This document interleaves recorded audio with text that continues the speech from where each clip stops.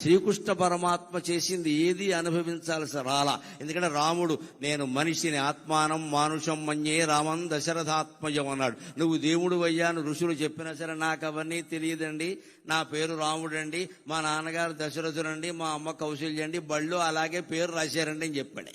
నేను మనిషిని, నేను మానవుడిగానే పుట్టాను, మానవుడిగా ఉండి ధర్మాన్ని ఎలా గెలిపించాలో ఆ ప్రయత్నం అంతా నేను చేస్తాను, ఓడిపోతే ఓడిపోతానన్నాడు రాముడు. రాముడు ధర్మానికి ప్రత్యేక, శ్రీకృష్ణుడు ధర్మం కాదు అధర్మం కాదు లీలకి ప్రత్యేకంగా. అంటే అసలు శ్రీకృష్ణుడు చేసిన పని మంచో చెడ్డో గ్రహించడానికి మన బుర్ర సరిపోదు, దాన్నే లీల అంటారు ఖచ్చితంగా. అది మళ్ళీ వ్యాస భాగవతం చదివితేనే అర్థమవుతుంది ఖచ్చితంగా. అటువంటి లీలామానుష వేషధారి పాత్ర ధరించడం చాలా కష్టం. రాముడు స్ట్రైట్ ఫార్వర్డ్, ముక్కుసూటిగా ఉంటాడు. ఆ నేచర్, ఆ స్వభావం ఉన్నవాళ్ళు ధరించేయచ్చు, అభ్యంతరం లేదు. కానీ కృష్ణుడు పాత్ర ధరించడం చాలా కష్టం. సత్యభామ కాళ్ళు పట్టుకున్నది కృష్ణుడే, రుక్మిణి చేత, తల్లి సత్యభామ చేత రుక్మిణి కాళ్ళు పట్టించింది కృష్ణుడే. ఇంత నేర్పుండాలంటే మరొకడికి సాధ్యమా? ఆయన ఒక్కడే ఆ పాత్ర ధరించాడు ఖచ్చితంగా. అలాగ శ్రీకృష్ణ పాత్రకు పైగా ప్రత్యేకత ఏమిటంటే కర్షతీతి కృష్ణ అంటారు. అయ్యా వారిని కూర్చోబెట్టండి, వేద పండితులను ఎక్కడొకటి కూర్చోబెట్టండి. కర్షతీతి కృష్ణ అంటారు. ఆకర్షించడమే కృష్ణుని యొక్క ప్రధాన లక్షణం. కొన్ని కోట్ల మందిని ఆకర్షించాడు ఆయన ఒక్కసారిగా. మళ్ళీ అంతగా తెలుగు జాతిని కాదమ్మా, యావత్ సినీ జగత్తుని ఆకర్షించిన వాడు ఎన్టీఆర్ ఒక్కడే. ఆ 3 అక్షరాలు ఏదో ఓంకారంలో ఉండే అకార ఉకార మకారాల్లాగా, ఐం హ్రీం శ్రీం అనే మంత్రాక్షరాల్లాగా ఎన్టీఆర్ అనే అక్షరాలు తెలుగు జాతిని పరవశింపజేసాయి మొత్తం మీద.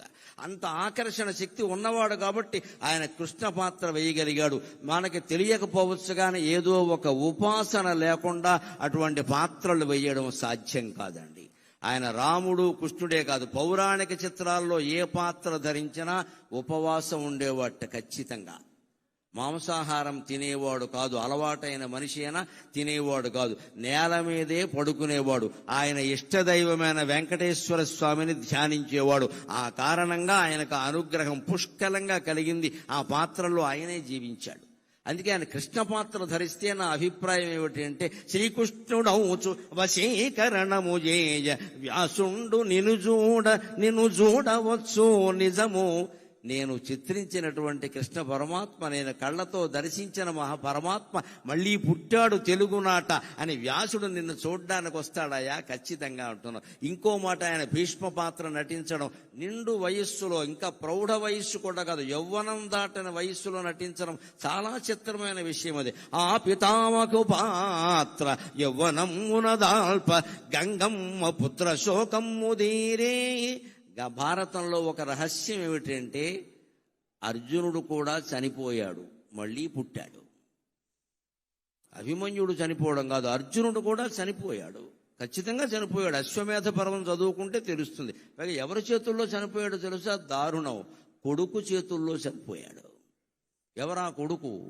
చిత్రాంగదికి పుట్టినవాడు బభ్రువాహనుడు. బభ్రువాహనుడు అర్జునుడిని చంపుతాడు యుద్ధంలో.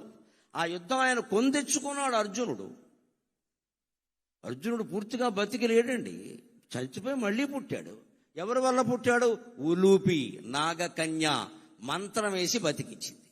ఈ కథకి మూలం ఏమిటంటే, ఇది ఎందుకు ఇలా జరిగింది, అర్జునుడు లాంటి వాడికి కూడా చావు ఏమిటి, మళ్ళీ పుట్టడం ఏమిటి, ఎందుకు జరిగిందంటే ఎవరి కర్మ వారు అనుభవించాల్సిందే.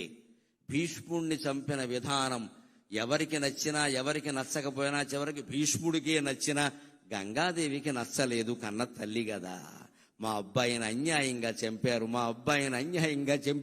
257 సంవత్సరాలు పెళ్లి చేసుకోకుండా, తోడు నీడా లేకుండా, కష్టసుఖాలు చెప్పుకునేందుకు మనిషి లేకుండా రాజ్యత్యాగం చేసి బతికిన వాడిని శిఖండిని అడ్డం పెట్టుకుని చంపుతారా? నా కొడుకు చావుకి కారణమైన వాడు కొడుకు చేతుల్లోనే చనిపోతాడు అని గంగమ్మ శాపం ఇచ్చిందండి. ఇది భారతంలో ఉంటుంది ఖచ్చితంగా. ఆ శాపం అమలు అయింది. పాండవులు జయించారన్న పేరే గాని పొందిందేమీ లేదు ఇక్కడ. మన తెలుగులో కూడా ఒక సామెత, పాండవుల ప్రభుత్వం వచ్చాక మొదటి బడ్జెట్ అంతా కౌరవుల తద్దినాలకు సరిపోయింది. స్పీకర్ గారు ఉండగా చెప్పుకోవలసిన మాట. ధర్మరాజు గారి స్థానంలో ఆర్థిక మంత్రి ఎవరున్నారో కానీ వారు ప్రవేశపెట్టిన బడ్జెట్ అంతా కౌరవుల తద్దినాలకు సరిపోయింది. అందుకని తెలుగులో సామెత, పాండవుల సంపాదన అంతా కౌరవులు తద్దినాడే సరిపోయిందని. ఏమి సాధించావు నువ్వు ఇక్కడ? ఊరికే గెలిచావన్న పేరు. కానీ అది కూడా అశ్వమేధ పర్వం వచ్చాక మళ్ళీ అశ్వమేధ యాగం చేద్దామని అర్జునుడు బయలుదేరితే అనేక రాజ్యాలకి పంపిస్తారు. అశ్వమేధం లవకుశలో కూడా ఉంది, తెలుసును కదా, పంపిస్తారు. గుర్రం ముఖం మీద ఒక పలకం ఏర్పాటు చేస్తారు. ఎవరైనా మా సామ్రాజ్యాన్ని అంగీకరించిన వాళ్ళు ఉంటే మా రాజుతో యుద్ధం చేయండి అంటారు. అందరూ అంగీకరించారు, దానికేమి ఇబ్బంది లేదు. కౌరవులనే జయించిన వాళ్ళు మిగిలిన వాళ్ళని జయించరా. బభ్రువాహనుడు పాపం వినయ సంపన్నుడు, ఒక్కొక్కడు కష్టాలు కొని తెచ్చుకుంటాడు. అర్జునుడు అంటే అలా ప్రవర్తించాడు. అక్కడ కర్మ, ఎందుకంటే గంగమ్మ శాపం, ఆ బుద్ధి అలా పనిచేసింది, బుద్ధి కర్మానుసారని. ఆయన ఎదురొచ్చాడు, తండ్రిని తెలుసు, చిత్రాంగదగా పుట్టాడు ఆయన. తండ్రిని తెలుసు, నాన్నగారు మీరు వచ్చారు సంతోషం, మీతో నాకు యుద్ధం ఏమిటి, ఇదిగో మంగళహారతి బళ్ళెం పట్టుకుని నేను వచ్చాను, నా రాజ్యమే మీది, మీరు పరిపాలించుకోండి హాయిగా అంటే అర్జునుడు నోట వచ్చిన మాట ఏమరాయ్, క్షత్రియ పుత్రుడివి కాదురా, యుద్ధం చేయకుండా లొంగిపోతున్నావా, నువ్వు నా కుమారుడని చెప్పుకుందుకు నాకు అవమానం ఉందిరా, దా యుద్ధానికి రా అన్నాడు. పనిగట్టుకుని తెచ్చుకున్నాడు. వాడు భయంకరమైన యుద్ధం చేశాడు. 2 దెబ్బలతో అర్జునుడు లేచిపోయాడు. అది లెక్క. కాలం కర్మం కలిసి రాకపోతే అర్జునుడైనా ఒకటే, మరెవరైనా ఒకటే ఇక్కడ. అందుకని మన ఇష్టం వచ్చినట్టు మాట్లాడకూడదు. ఎప్పుడు యుద్ధం చేసే సమయాలు వేరు, సంధి చేసే సమయాలు వేరు చేసుకోవాలి. అలా బభ్రువాహనుడి చేతిలో చనిపోవడానికి కారణం గంగమ్మ శాపం. ఆ గంగమ్మ భీష్ముడు చనిపోయినప్పుడు పడిన బాధ మళ్ళీ ఎప్పుడు పోయి ఉంటుంది అంటే ఎన్టీ రామారావు గారు భీష్ముడుగా నటించిన తర్వాత పోయి ఉంటుంది ఖచ్చితంగా.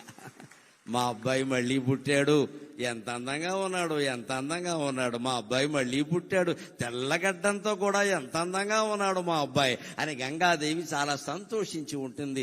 రాయలై చిత్ర సామ్రాజ్యము నేనుచో అష్టదిగ్గజ కవులు అవని దిగరే. ఆయన శ్రీకృష్ణదేవరాయలై మహామంత్రి తిమ్మరసులో గాని, తెనాలి రామకృష్ణ చిత్రంలో గాని అనేక చిత్రాల్లో కృష్ణదేవరాయల పాత్ర ధరించి ఇలా అని ఒక్కసారి ఈ ఎడమ చెయ్యి మీసం మీదకి వెళ్ళింది అంటే తెలుగు జాతి మొత్తం పరవశించిపోయే సన్నివేశం అండి. అది చిత్రాలుగా తయారు చేసి మన ఇళ్లలో పెట్టుకుని మన పిల్లలకి చెప్పాలి, మన జాతి అంటే ఇదిరా, మన జాతి అంటే ఇదిరా, కృష్ణదేవరాయలు పరిపాలించిన భూమిరా ఇది, మరో రకంగా ఉండకూడదురా, మన భాషను మనం కాపాడుకోవాలని చెప్పడానికి వేళ కృష్ణదేవరాయలు లేడు. కానీ ఎన్టీ రామారావు కృష్ణదేవరాయలు వేసిన బొమ్మ మీ ఇంట్లో పెట్టండి, మీ పిల్లలకి చెప్పండి, భాష మిగులుతుంది, భగవంతుడు మిగులుతాడు. అంతటి ప్రేరణ. ఇంకా ఆయన జీవితంలో ఒక వైవిధ్యం ఏమిటంటే మంచి పాత్రలు ధరించి మంచి వారి మంచి మరి ఇంత పెంచు ధీమంతుడీవు. రాముడు వేసిన, కృష్ణుడు వేసిన, భీముడు పాత్ర వేసిన, భీష్ముడు పాత్ర వేసిన వారిలో ఉండే మంచితనాన్ని మరింత బాగా చూపించారు. ఎప్పుడు శాస్త్రంలో ఒక మాట ఉంటుంది, అర్థవాదం అంటారు. మన పురాణాలన్నీ అర్థవాదం ప్రకారమే ఉంటాయి.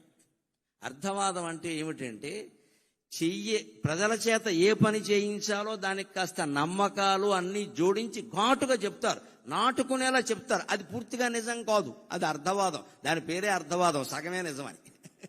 కానీ ఎందుకు చెబుతారు అంటే ఒకడు దుఃఖపడుతున్నాడు, వాడు దుఃఖం పోవాలి.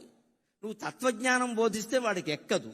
కానీ బాబు ఇక్కడ పట్టాపురంలో సత్యనారాయణ స్వామి గుడి ఉంది, రోజు ఒక 100 సార్లు, ఒక 10 సార్లు ప్రదక్షిణం చేయి, ఒక 40 రోజులు ఖచ్చితంగా చేయి, సత్యనారాయణ స్వామి నీ దుఃఖాన్ని తొలగిస్తాడు అంటే తొలగించకపోవడం సత్యనారాయణ స్వామి బాధ్యత. కానీ ముందు వీడు మనస్సులో ఉండే బాధ సగం తగ్గిపోతుందండి. అది దాని ప్రయోజనం. ఇది అందరూ అంగీకరించే విషయం. దీన్నే పురాణాల్లో అర్థవాదం అంటారు. అది పూర్తిగా మోక్షాన్ని ఇవ్వదు, జ్ఞానాన్ని ఇవ్వదు, కానీ మనిషి దుఃఖాన్ని ఉపశమింపచేస్తుంది. మనం రోగంతో బాధపడుతున్నప్పుడు మందులు వాడుతున్నా తగ్గకపోవచ్చమ్మా, కానీ ఆత్మీయులైన వారు ఎవరన్నా వచ్చి పలకరిస్తే తగ్గినట్టుగా ఉండట్లా. వాళ్ళు వెడుతుంటే అత్తయ్య రాక వచ్చావు, కాసేపు కూర్చో, 2 మాటలు మాట్లాడు, నీతో మాట్లాడుతుంటే నాకు తగ్గినట్టుగా ఉంది అని అనిపించట్లేదండి. అదే అర్థవాదం.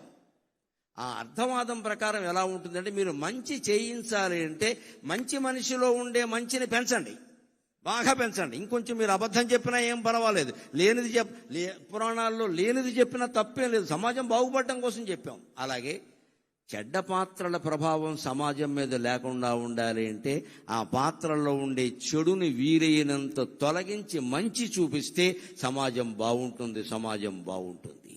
ఇది రామారావు గారి ఉద్దేశం. ఆయన మంచి పాత్రల్లో ఉండే మంచిని పెంచేశాడు. చెడ్డ పాత్రలు ధరించి చెడును కూడా మంచిగా మార్చి పెన్మాయవీవు. మనం ఆయన శ్రీమద్ విరాట పర్వం చూస్తే కీచకుడు కూడా మంచివాడేనా అనిపిస్తుంది. దానవీర సూరకర్ణ చూస్తే కర్ణుడు ఇంత అద్భుతమైన వాడా అనిపిస్తుంది. దుర్యోధనుడు ఇంతకంటే ఇంత గొప్పవాడా అనిపిస్తుంది. వారిలో ఉండే మానవతా కోణాన్ని ప్రత్యేకంగా ప్రదర్శించాడు ఆయన. మొత్తం మీద రామారావు గారి ఉద్దేశం సమాజం బాగుండడం, సమాజం బాగుండడం, సమాజం బాగుండడం. పెంచవలసిన దాన్ని పెంచాలి, నిందించవలసిన దాన్ని నిందించాలి, కొంచెం తీవ్రంగానే చెయ్యాలి దాన్ని. అప్పుడే సమాజం మీద ప్రభావం ఉంటుంది ఖచ్చితంగా. ఇంకొక మాట వారి గురించి మనం చెప్పుకోవలసింది, ఇవాళ ఒక్క సినిమా ఇలా రాగానే పాన్ ఇండియా అనేదో అంటున్నారు కొత్త మాట. నాకు పాన్ డబ్బాయే తెలుసు, పాన్ ఇండియా తెలియదు.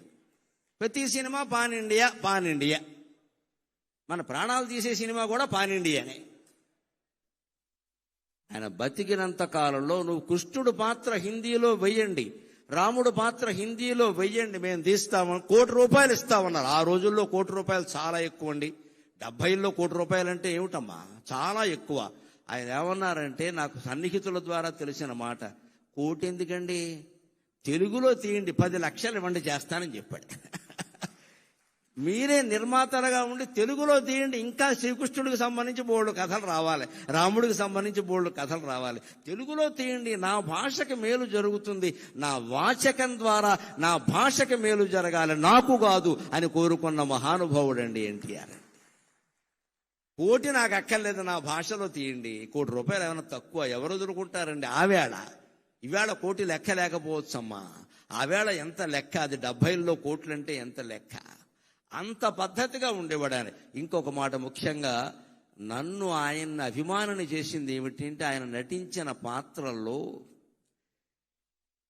ఎవరికి తల వంచకు, ఎవరిని యాచించకు, గుండె బలమే నీ ఆయుధం, నిండు మనసే నీ ధనం. ఎవరికి తల వంచకు, ఎవరిని యాచించకు, జీవితమే ఒక వైకుంఠపాళి, నిజం తెలుసుకో భాయి. జీవితమే ఒక వైకుంఠపాళి, నిజం తెలుసుకో భాయి. ఎగరేసే నిచ్చెనలే కాదు, పడదోసే పాములు ఉంటాయి. చిరునవ్వులతో విషవలయాలను ఛేదించి ముందుకు పోవోయి, ఛేదించి ముందుకు పోవోయి. ఎవరికి తల వంచకు, ఎవరిని యాచించకు. ఇది నన్ను ఆయనకి అభిమానం చేసింది, ఆయనకి అభిమానం చేసింది. ఆ పాట రాసిన వారికి, పాడిన ఘంటసాలకి నేను నమస్కరిస్తే రామారావు గారికి 2 చేతులు ఎత్తి నమస్కారం చేస్తా. ఆ తెర మీద ఆయన ఎవరికి అని ఇలా అంటుంటే, జీవితంలో ఎవడి దగ్గర చెయ్యి చాపద్దు అని ఆ రోజు గరికిపాటి నరసింహారావు నిర్ణయించుకున్నాడమ్మా. ఈ రోజుకి నేను అలాగే ఉన్నా, ఈ రోజుకి నేను అలాగే ఉన్నా. నాకు చెయ్యి చాపాల్సిన అవసరం రాకుండా చేసింది కూడా ఆయనే, నిజం చెప్పాలంటే. ఆయన ఆశీర్వచనం కానీ అభినందన కానీ సామాన్యమైంది కాదండి. చిత్తశుద్ధి కలిగిన మహానుభావుడైన. లోపలోటి పైకోటి మాట్లాడే రకం కాదు. ఎవరితో తగద వచ్చినా సరే ఉన్నదన్నోటి చెప్పేస్తాడు, అంతే లెక్క. నచ్చలేదంటే నచ్చలేదంతే. అటువంటి వాడు ఆశీర్వదిస్తే అవుతుంది ఖచ్చితంగా. నటన చేసేవాళ్ళు ఆశీర్వదిస్తే అవ్వదు, నిజాయితీగా బతికేవాడు ఆశీర్వదిస్తే అవుతుంది ఖచ్చితంగా. నేను ఆయన తెలుగు విశ్వవిద్యాలయం పెట్టినప్పుడు, ఆయన తెలుగు విశ్వవిద్యాలయం స్థాపించినప్పుడు ఆయన ఏం చెప్పారంటే, ఈ విశ్వవిద్యాలయం నా మానస పుత్రిక అన్నారు ఆయన. నా మానస పుత్రిక అన్నారు. 85లో స్థాపన చేశాక 87లో మొట్టమొదటిసారి ఎంఫిల్ బ్యాచ్కి ప్రవేశాలు కల్పించారు. రాష్ట్రం అంతా ఉన్న వాళ్ళందరూ ఎంఫిల్ ప్రవేశ పరీక్ష రాశారు. నేను అప్పటికే 84లో MA ఉస్మానియా విశ్వవిద్యాలయం ద్వారా మామూలు ప్రైవేటుగా చదువుకుని నేను ఉత్తీర్ణున్నాను.